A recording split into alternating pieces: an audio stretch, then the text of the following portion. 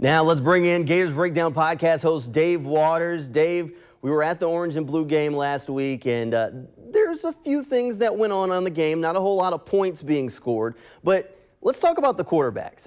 I kind of walked away feeling like they didn't really get the best chance to succeed back there. Offensive line play was definitely an issue on Thursday night. But what are your thoughts about where the quarterback battle stands right now after the spring football game? Yeah, Jamal, you're probably inconclusive, as you said, not given the best opportunities with some beat-up offensive linemen, not their starting five that we'll see in the fall.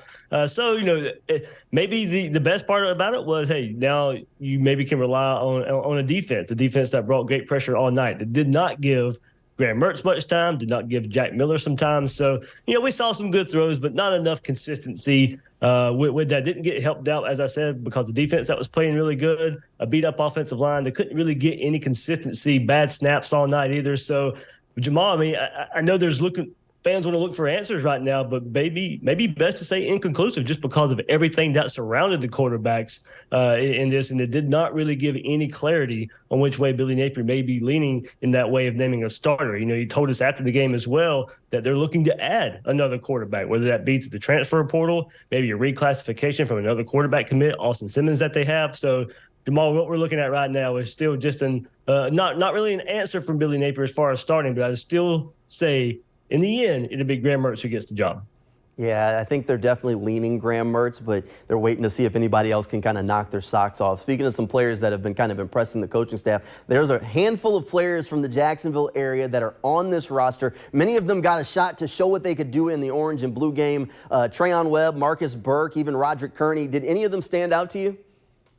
Jamal, I think you got to go to Marcus Burke. He had the first touchdown of the night, and he had the highlight play of catching a long, about 40-yard pass down the sideline where he reaches over the defender and catches it. It gets the back of the defender. That was the play of the night. So, good that a local guy, Marcus Burke, gets that. And then I'll go Trayon Webb as well.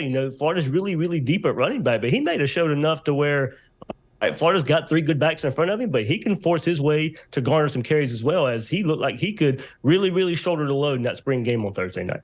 It'll definitely be something worth keeping an eye on. All right, one more question for you, Dave. After watching that Orange and Blue game, and we know this isn't the end-all, be-all, but do you have more confidence or concern in the Gators moving forward as we start to kind of look toward the fall?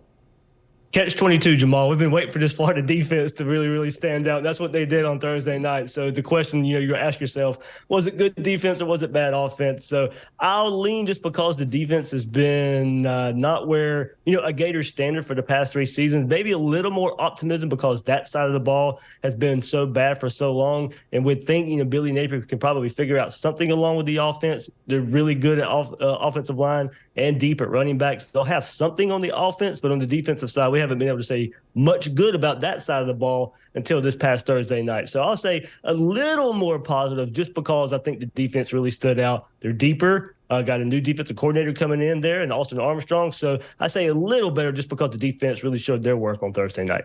Looking at it kind of glass half fullish. All right, Dave, thanks. If you want more Gators Breakdown coverage, make sure you check out the Gators Breakdown podcast. You can find that anywhere to get your podcast, or just head over to newsforjags.com. Thanks for being here, Dave, and your Sunday Sports Zone will continue right after the break.